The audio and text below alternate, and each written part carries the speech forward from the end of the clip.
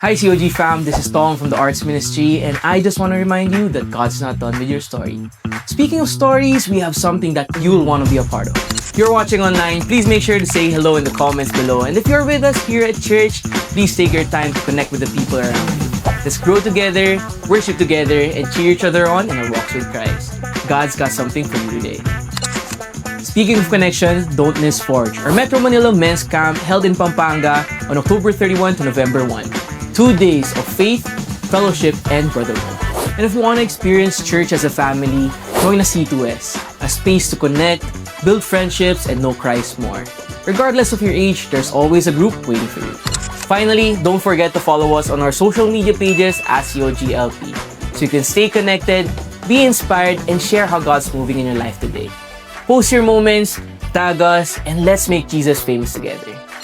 And now, before we continue on, let's all bow our heads and offer our prayers to God. Let's pray. Dear Lord, thank you for blessing us with life. Thank you for all of the blessings, lessons, and the grace that you have given us, even in times of our shortcomings. We pray for your continued guidance, protection, and blessing on our lives. We pray for everyone who is lost and is calling out your name. We pray for those living in fear and in anxiety, and we know that through your blood and your mighty name, they are no longer bound by the pains of this world. Please guide our preacher in his delivering of this lesson for today, and please soften our hearts as we learn more about you and your never-ending love for us. We praise you and we worship you, Lord. In Jesus' mighty name, we pray. Amen. I-bless tayo ni Lord ngayon sa oras na ito. May ibibigay siyang maganda sa iyo, kapatid. At hindi ko na po patatagalin, napanood niyo po ba tong movie na to? Uy, alam niyo po yan? Sa mga oldies, pwede po bang sabihin yon? I'm so sorry. Ano po bang magandang word? Ating magaganda, yan, at gagwapong may edad, ay ganun pa din. Napanood niyo po ba yan? Ano pong meron sa movie na yan? Emotions. Emotions natin. Kayo po ba ay natatakot? Last week, Pastor Edwin preached about the anatomy of fear. Tama po ba? Natatakot tayo. Natural sa atin yon. Sino dito madalas magalit? Wala nga amin. Pero sa emotions po na yan, ano ang mas gusto nyo po? Sa emotions na yan, ano ang mas gugustuhin mo, kapatid? Gusto mo po ba yan? Ang character mo, makikilala ka na matatakutin. Gusto mo ba yan? O gusto mo makikilala ka na joyful? Yun. At alam niyo po sa movie na yan, si Joy, gusto niyang kontrolin ang lahat. Gusto niya lahat laging masaya. Kayo po ba gusto niyo laging masaya? Gusto mo laging masaya. At tingnan po muna natin, pag-uusapan natin today, yung the anatomy of joy. Kasi last week, the anatomy of, oh wow, parang mini sermon series. The anatomy of joy. At pag tinignan po natin ang meaning ng joy, ito po yan, a feeling of great pleasure and happiness. We all want that. Amen po ba? Lahat tayo gusto natin maging masaya. Ang tanong ko po sa inyo sa umbagang ito ay ito. What makes you happy, kapatid? What makes you happy? So maglalaro po tayo ngayon sa umagang to. Gusto niyo po bang maglaro? Parang ganahan naman. Ito po ang tanong, bubuin natin, fill in the blanks. I'll be happy if I have, ano ba yun? I'll be happy if I have, money na naman. Ito ang gusto mo, kapatid? Sino pong gusto niyan? Hindi ko mabibigyan po kayo niyan. Si Lord ang may kaya magbigay niyan. I'll be happy if I have, ito, gusto mo ba yan, kapatid? Ano yan? Work, position, Do you like that? Gusto niyo po ba yan na maganda kayo? May career path kayo? May growth track? Gusto natin yan, di po ba? At hindi lang yan, baka ito ang gusto mo kapatid. You want to be famous. Maging sikat ka. Pag sikat ka, meron kang power. Pag sikat ka, meron kang... Ay, no. Money. Or ito kapatid, gusto niyo po bang ng pamilyang buo at healthy? Alam niyo po, this week, alam niyo po this week kung bakit ko ba naiisip, gusto ko maging masaya. This week, 3 po ang binisita naming may patay. Ang bihira, may patay. 3. At alam niyo po, sa 3 yun, mga kapatid, hindi umaabot ng 6 years old. Hindi umaabot. 57 lang. Yung isa, 59. Yung isa, parang 54 lang. Natulog lang. Hindi na nag-isip. Kaya sana po tayo ina-appreciate natin yung family natin. Amen po ba? Kasi hindi po natin alam yung susunod. Hindi natin alam ang kinabukasan. At nakakalungkot, di po ba? Pag ganun, may nawawala, nakakalungkot. Paano ba magiging masaya? Alam niyo po, joy depends on your perspective. Tama po ba? Sa iba gusto ng magandang pamilya, sa iba gusto ng maraming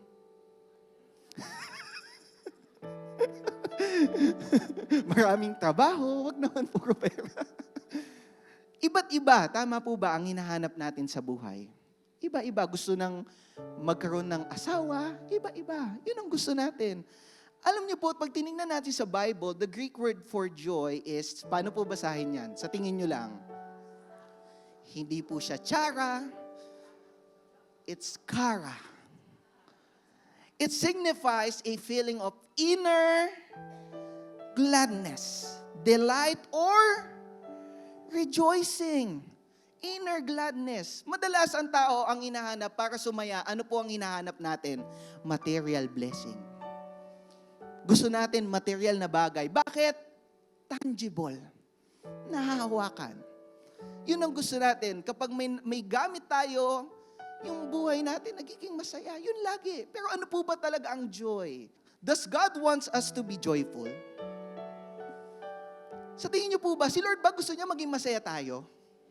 Naalala ko si Genesis, nung kinikreate ni Lord ang mundong ito, binubuo ni Lord, at sino po ang unang ginawa? Nagawa na ang mundo. Nagawa na. Sino po ang unang ginawa? Si Adam. At sa lahat ng ginawa ni Lord, may pares. Tama po ba? May pares. At si Adam, ano pong meron kay Adam? Ano nangyari kay Adam sa panahon na yon? Nalungkot. At dahil nung nalungkot si Adam, si Lord, gusto niya maging masaya si Adam. So bakit ko pinupunto to kapatid? Gusto ni Lord na masaya ka. Gusto ni Lord masaya ka. Paano? Ang pangit ng sitwasyon ko, hindi ako okay ngayon, pastor. Ayoko nga mag-worship ngayon eh. Hindi ko kaya. Hindi okay. Tama po ba may ganun sa atin? Minsan hindi ko feel. Pero tingnan niyo po, in 1 Thessalonians 5:16 to 18, ano po sabi? Rejoice always. Pray continually. Give thanks in all circumstances, for this is God's will for you in Christ Jesus. Ulitin po natin, sabihin natin malakas, rejoice always. Gusto ng Bible, gusto ng Lord na maging masaya ka. Sa madaling salin, gusto niya masaya ka. How many times is joy mentioned in the Bible? Sa tingin niyo lang po, how many times? 200, 100, 300? Yan, sa tingin niyo po. Alam niyo po, sa King James Version, it is mentioned 165 times. Sa NIV, ilan daw po? 218. Pero ito po yan, kapag sinuma total yan, kapag pinagsama-sama yung celebration, blessed, happy, joyful, alam niyo po ba na ang Bible ay punong-puno ng joy? Bakit? 2,000 lahat ng words na ginamit sa Bible para sa joy. Gusto ka niya maging masaya, kapatid. Kung ano man ang sitwasyon mo ngayon, gusto ni Lord masaya ka. Kaya sa oras po na ito, we will talk about the 3 C's of joy. The 3 C's of joy. Paano ba ako magiging masaya, Pastor? Paano ba? Una, ito daw po. We are commanded to be joyful. We are the word. Ano po yung word? Commanded. Pag sinabing commanded, kapatid, ano yun? Inuutusan ka. Inuutusan kang maging masaya. Maging masaya ka, kapatid. Sinasabi ko na po sa inyo, maging masaya ka. Maging masaya ka. Sabi doon in 1 Thessalonians 5:16 to 18, ano sabi? Unang-una pa lang, rejoice. The word, ano po yung sumunod? Rejoice. Ano po yung sumunod? Always. Every day. Every single time. Kailangan masaya ka. Pastor, ano ako? Baliw?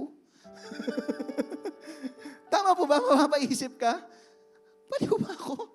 Malungkot ako ngayon eh. Bakit kailangan ko maging masaya? At titignan pa po natin in Philippians 4:4, rejoice in the Lord. Ulit na naman. Again, I say, rejoice. Paulit-ulit, kapatid. Bakit? Malungkot sa mundong ito. Yan ang katotohanan.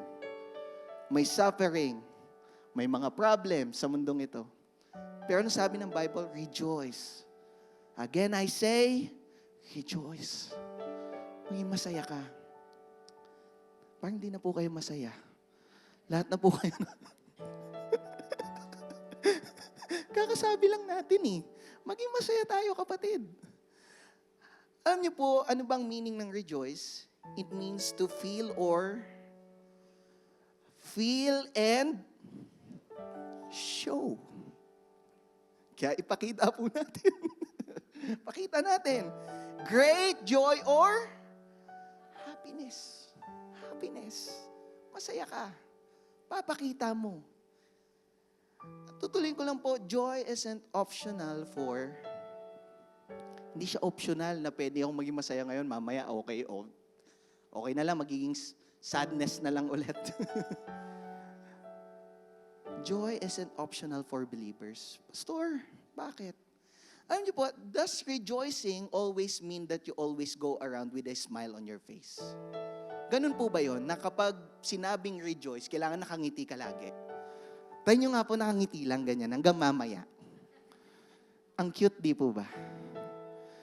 Maganda po ba nakangiti? Pero ano mas gugustuhin nyo pag may nakausap po kayo? Gusto nyo po ba nakasimangot? O pag may kausap kayo, anong gusto nyong, emosyon niya? Masaya, nakasmile. Kayo po ba, gusto nyo po ba ganito ang itsura nyo? Grabe ka naman makata. Sabi diyan, kailangan lagi tayong nakangiti kahit wala pa tayong wordplay, pambihira. Hindi po sa akin yan, nakita ko lang. Kasi laging pera iusapan eh. Kailangan lagi tayong nakangiti kahit wala pa tayong salapi. Kahit walang salapi. Alam niyo po ang Pilipino, masayahing tao. Tama po ba? Na kahit hindi maayos ang sitwasyon, masaya tayo. Hindi pala. Nakita ko na hindi kayo mag-agree. So masayahin daw ang Pilipino. Alam niyo po, what steals joy from a man? Ano po ba? Una daw ay people. Gusto mo ba yung katabi mo, kapatid? Yun, of course. Thank you. Thank you po. Gusto mo ba yung katabi mo? Una daw nakakawala ng saya mo ay tao. Nakakasakit sa'yo, galit sa'yo. Yan daw ang nakakaalis ng saya mo. Pag nakita mo yung tao na yun, asar na asar ka na.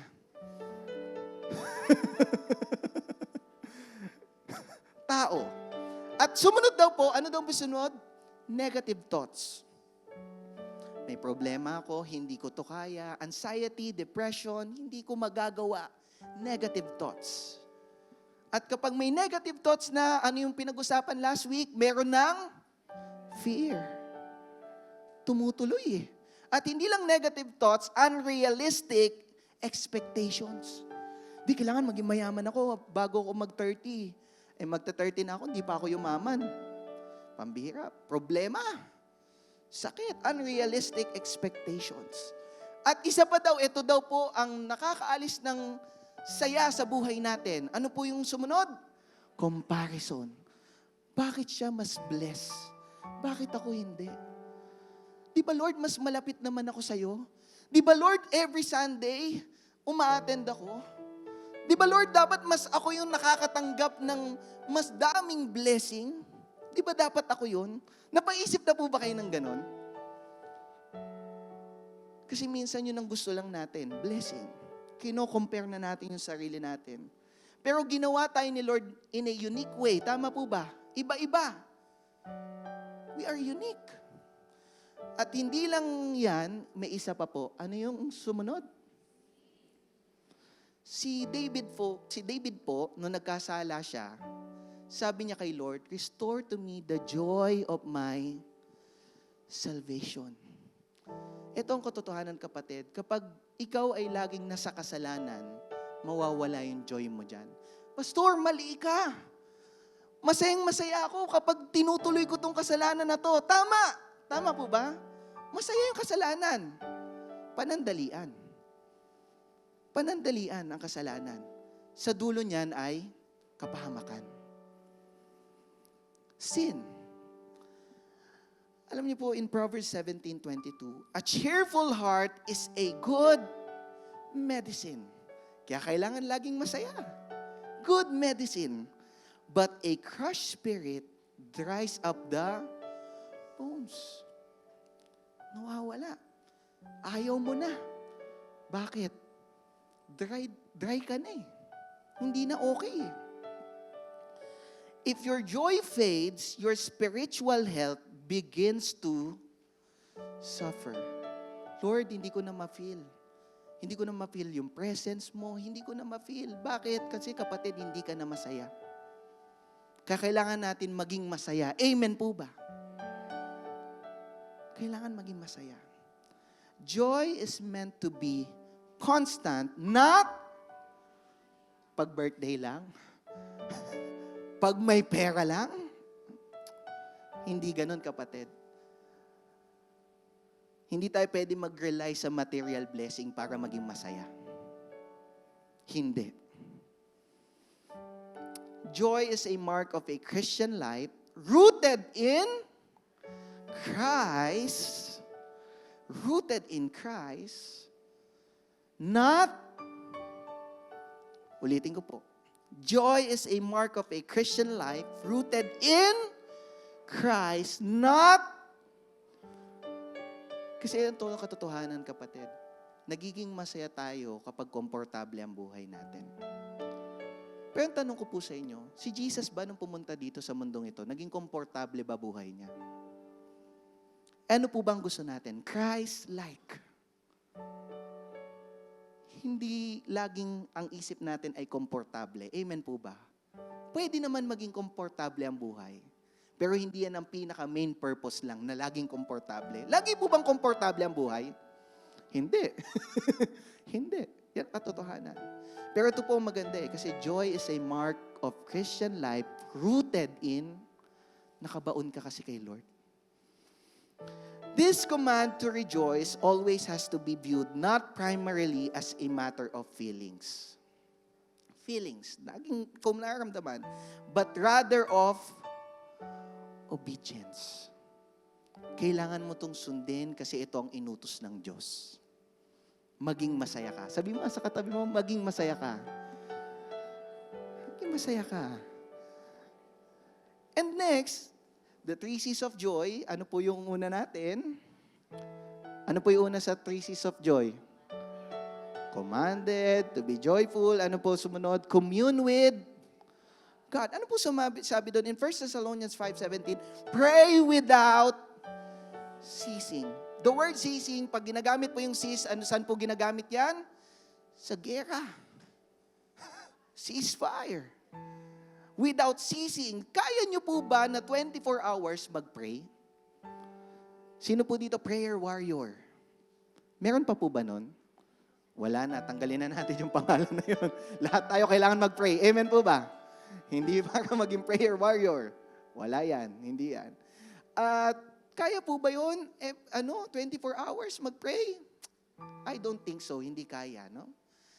Hindi kaya.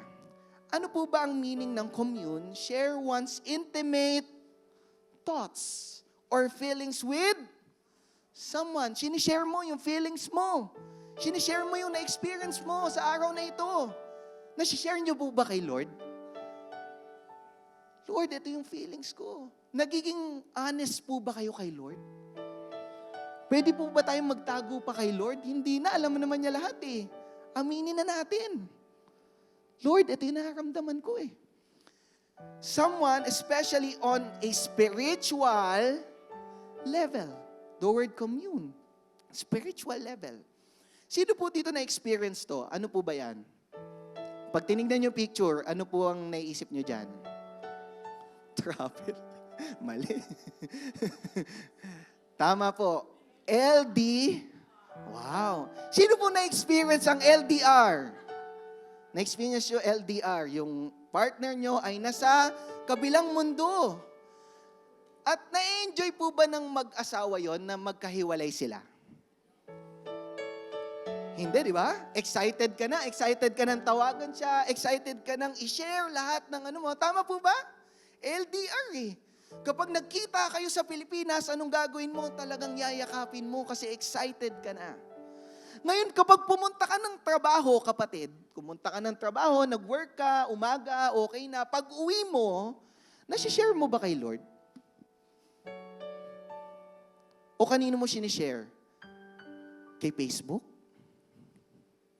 Share thoughts, Facebook. Tignan mo po, guilty. Tama po ba? Guilty tayo. Kanino mo sinishare pag uwi mo? Pagod ako sa trabaho. Sige nga, ma-share ko nga sa Facebook. Tired. So tired.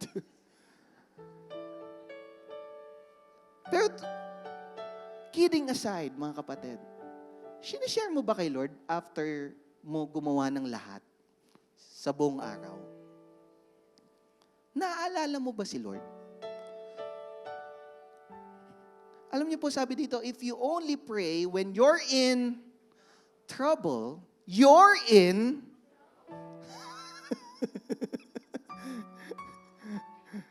Tama po ba? Kung gusto mong mag-pray, kung gusto mo lang, you're in trouble. May problema tayo. Bakit? We need, relationship with God. Kailangan natin constant, tuloy-tuloy. Alam niyo po, pray without ceasing is not about quantity. Hindi yung pagalingan, padamihan ng words. Hindi yun ang pagpe-pray, kapatid. Alam ni Lord ang puso mo. Pero ang tanong, pinupuntahan mo ba si Lord? Kinakausap mo ba siya? May me time ka ba with the Lord? Yun ang tanong eh. Sabi doon, ceasing is not about quantity of words, but the quality of connection. Gaano ka-strong yung connection mo with the Lord? Kapag may problema ka, siya ba ang pinupuntahan mo? O si Aling Tess ang problema? Kanino ka pumupunta? Kapag depressed ka, kay Lord ba? Yung connection, kapatid.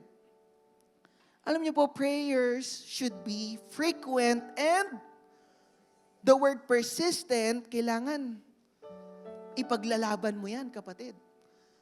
Kailangan hindi yan mawala sa buhay mo. Yung pagpe-pray, amen po ba?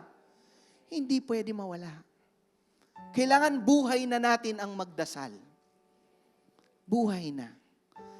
Sabi doon, we need to maintain a continual awareness of God's presence. Ang hirap po, no?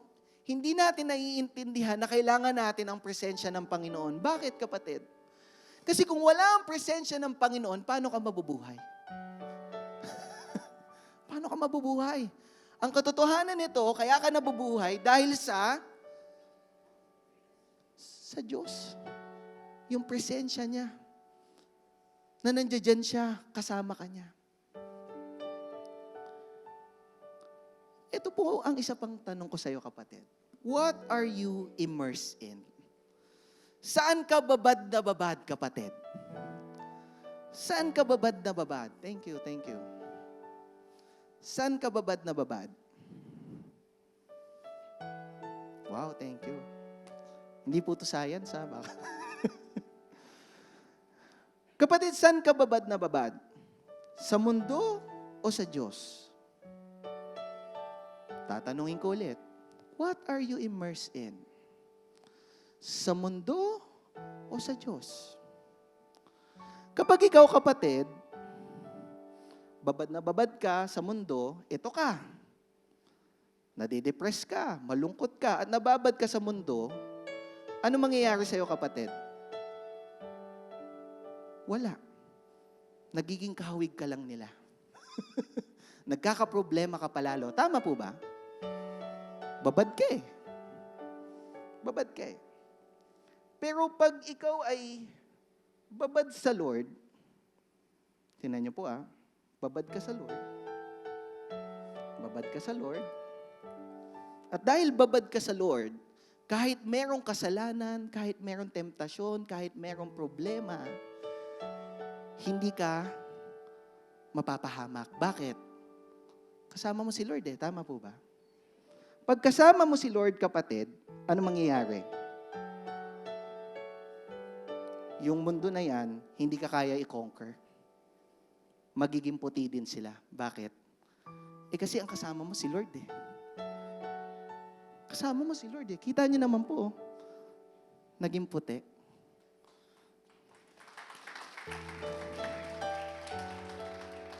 Saan ka babad, kapatid?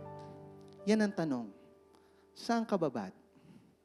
Saan mo nilalagay ang oras mo? Saan mo nilalagay ang buhay mo? Saan? Magiging sayang lang. Alam niyo po, when your life is soaked in prayer, you're less vulnerable to sin, anxiety, and fear. Less vulnerable. Kasi bakit? Lagi mong kausap ang Diyos. Mahihiya kang gumawa ng kasalanan. Bakit? Kausap mo si Lord. Diba? Mahihiya ka Tama po ba? Kasama mo ang Diyos Katabi mo lagi si Lord, gagawa ka kasalanan, alam mong katabi mo siya. Prayer should be a delight, not a duty. Hindi siya dahil inutos, kailangan ko mag-pray. Sinabi kasi, sabi ni Pastor, mamayang gabi magpe-pray ako. Sabi kasi ni Pastor Hindi siya duty, kapatid. Kailangan lagi na itong nasa buhay mo. In John 16:24, sabi doon, until now you have not asked for anything. In my name. At ano po sabi? Ask and you will receive and your joy will be complete. Kaya ka palang walang natatanggap na kasiyahan. Bakit, kapatid? Hinahanap mo sa mundong ito. Pero saan mo dapat hahanapin? Thank you. Saan mo dapat hahanapin? Kanino? Kay Lord. And your joy will be complete. Alam niyo po, madaming mayaman sila, hindi nila nakilala si Lord. Ano nangyari? Suicide. Magpapakamatay. Bakit? Hindi yun yung true joy. Hindi yun ang katotohanan sa lahat ng mundo na to. Ang katotohanan, si Lord lang ang kailangan mo para sumaya ka. Si Lord. Sabi po ni Billy Graham, true prayers is a way of life. Not just for use in cases of emergency. Kilala niyo po ba si Billy Graham? Magaling po na nagtuturo po siya. Make it a habit. And when you need arises, you will be in practice. Kapag may nangyari na experience mo na, lagi na yun ang gagawin mo. Kasi habit mo na siya.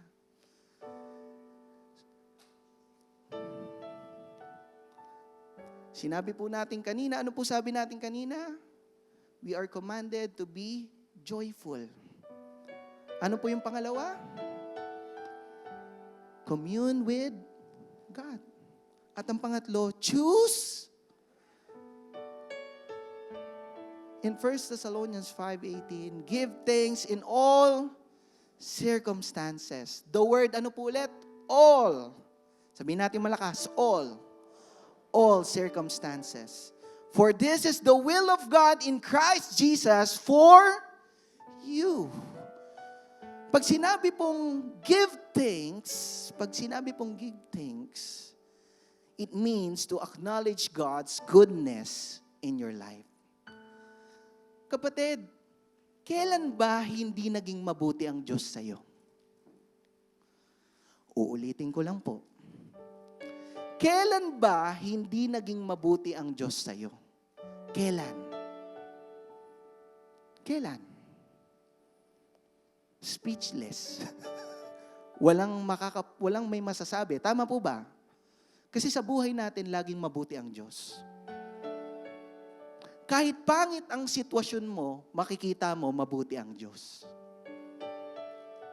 Kahit hindi okay na nangyayari sa iyo, mabuti ang Diyos.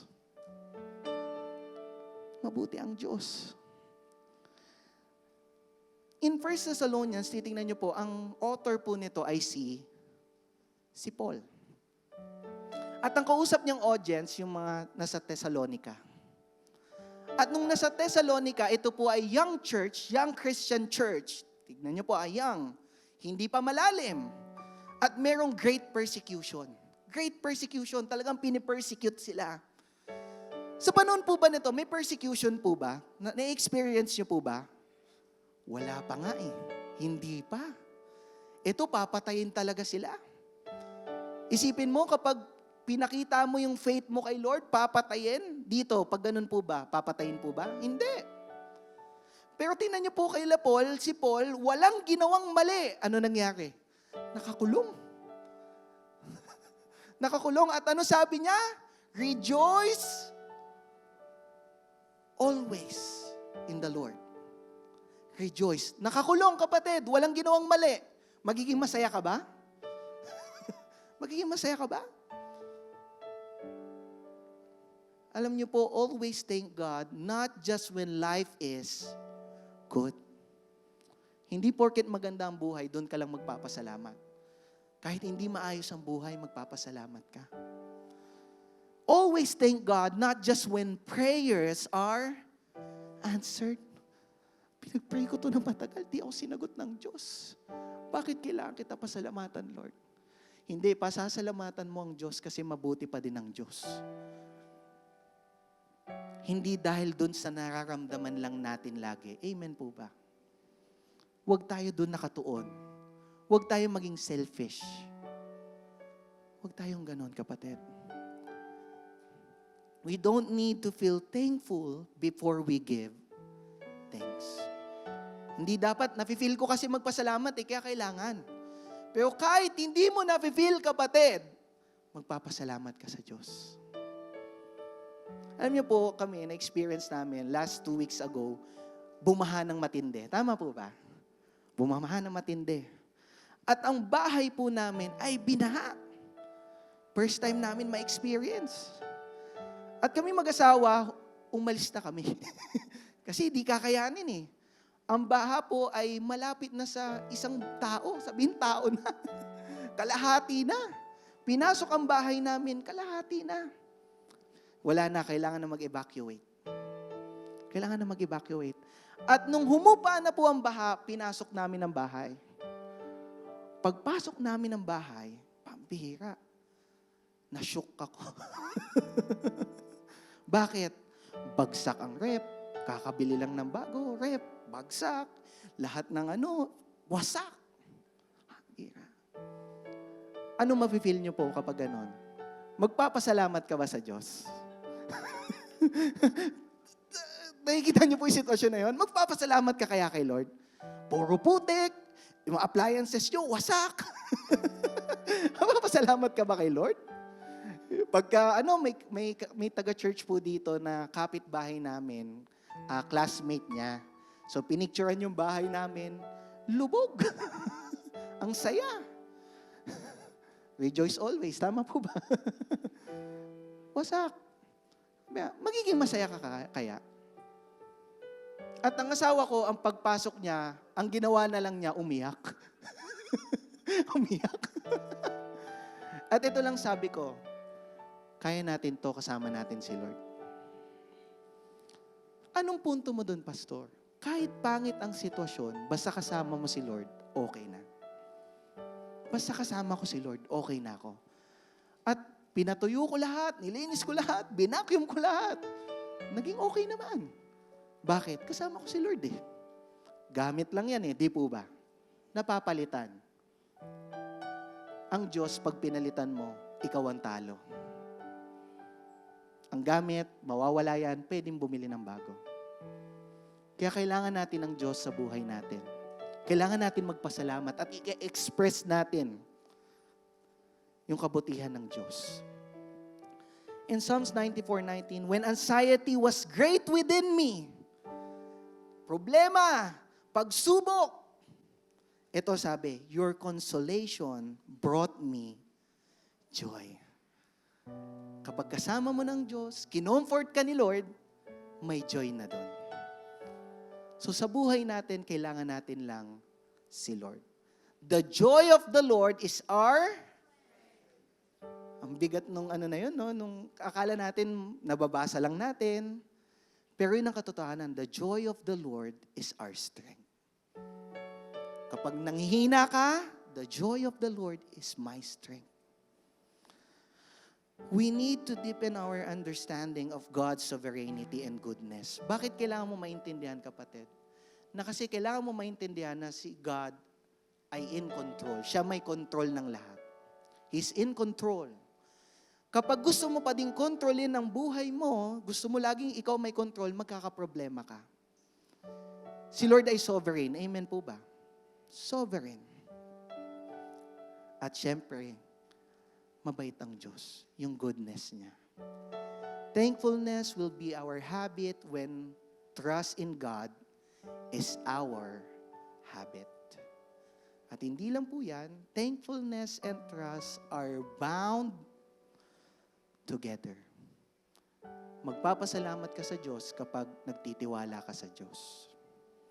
Lord, pangit ang sitwasyon ngayon, may magandang mangyayari. May tiwala ako sa iyo. True joy isn't circumstantial. Hindi lang sa gusto mong ma-experience, hindi yon. Kung hindi kahit ano pa. Katulad ni Job. Si Job nawala na ang lahat, pero nagpasalamat pa din siya sa Diyos. Ngayon, ito ang tanong. At alam niyo po ang sagot. Tama po ba? Where can I find true joy? Sa lalaki ko po mahanap, kapatid, may problema na. Sa babae po, kapatid, may problema na. Sa pera po, doon ko mahanap ang joy. Sa buong pamilya namin, hindi, kapatid, hindi yan yung true joy. Nasaan ang true joy? Ito po ang true joy. In John 15:11, I have told you this so that my joy may be in you, maging masaya ka, and that your joy may be complete. May be complete. Saan mo mahanap? Kay Lord. Hindi magiging complete ang joy mo kapag hinanap mo sa mundong ito, kapatid. Kulang. Laging kulang. God is the exclusive source of lasting joy. The word, ano po yung word? Exclusive. The way, the truth, and the only way. Diyan mo lang mahanap. Rejoicing always is a conscious of attitude of, ano yung word? Ano po yung unang word? Contentment. Alam niyo po ba ito ang katotohanan? And I will end with this. Kaya ka naghahanap ng joy kasi hindi ka satisfied sa buhay mo. Tama po ba? May kulang sa buhay mo. Tama ba? Kaya gusto mo maging masaya. Kaso, yung hinahanap mo para maging complete yung kasiyahan mo, kala mo sa kaibigan mo, sa bisyo mo, kala mo doon, sa drugs, pambira. Hindi pala doon. Saan makukomplete? Kay Lord. Kailangan maging kontento. Contentment, hope, and happiness that comes from God. Kapatid, rejoice always. Sabihin nga po natin malakas, rejoice always. Kapatid, makalimutan mo na yung buong sermon. Huwag mo lang makalimutan na gusto ni Lord masaya ka. Yun na lang ang huwag mong kalimutan. Sa lahat ng may experience mo, kasama mo ang Diyos. Amen. Tumayo po tayo lahat. And let's all bow down our heads. Lord God, we thank you for this day, God. You have given us a wonderful day. Lord, hindi kami nandito dahil lang, Lord, manghihingi. Nandito kami, Lord, para purihin ka, Panginoon, at sambahin ka, Panginoon. And Lord, we believe in you, God. Naniniwala kami na, Lord, you are the true source of joy, Panginoon. Sa'yo lang namin ito mahanap, Panginoon, hindi sa mundong ito, Panginoon. And Lord, continue to bless your people today, Lord. Bless them, Panginoon. Lord, kahit man ano ang ma-experience namin, may sakit, hindi okay ang pamilya, may nangangailangan, Panginoon. Lord, ikaw po ang mag-provide ng lahat ng ito, Panginoon. Kasi naniniwala kami, Panginoon, hindi ka madamot na Diyos, Panginoon. And you have the divine power to do that, Panginoon, Lord. And Lord, sabi mo nga sa iyong salita, Lord, your name is so powerful, Panginoon, na kapag nanghingi kami sa iyo, Panginoon, matatanggap namin to dahil sa pangalan mo, Panginoon. Kaya sa oras na ito, Panginoon, kung ano man ang desires, Lord, ng bawat isa sa oras na ito, Lord, katagpuin niyo, Panginoon. At pero, Lord, ito po ang hingi namin. Hingin lang namin, Panginoon, na ayusin mo po ang puso namin at pag-iisip namin. Na lagi kaming nakatingin sa iyo at hindi sa mundong ito, Panginoon. Lord, maging kontento kami at maging masaya kami kasi kasama ka namin, Panginoon. Kaya maraming salamat. Lalabas kami dito sa bahay-sambahan, Panginoon, puno at puspos ng iyong pagpapala at ng presensya, Panginoon. Maraming salamat, Lord.